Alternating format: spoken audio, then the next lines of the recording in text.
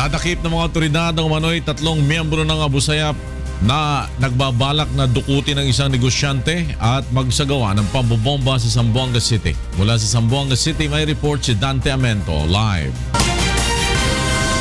Yes, Dante?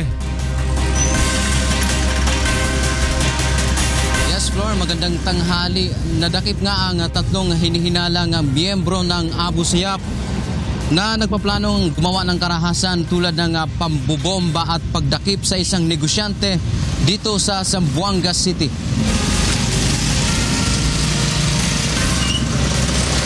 Nakumpiska sa 3 nadakip ang 3 granada, isang caliber 45 na pistola, detonating cord at blasting cap. Kinilala ang 3 sina RB De La Cruz alias Sherwin, Jabar Igno Hasim Sampang at Abdullah Yusuf. Ayon sa mga investigador, Floor, may kasong murder itong si De La Cruz sa Hulusulu.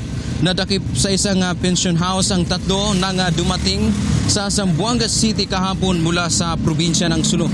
Sa ngayon, Floor, ay patuloy itong ginagawang investigasyon ng mga otoridad hinggil sa pagkadakip dito sa 3 at kaugnay niyan, Floor, ay hinigpitan na rin ang seguridad dito sa lungsod upang maiwasang may mangyaring karahasan, lalo na't marami po ang pumupunta ngayon dito sa Zamboanga City. At yan po ang balita mula rito sa Zamboanga City. Balik sa iyo, Floor. Dante Amento, nagulat mula sa Zamboanga City.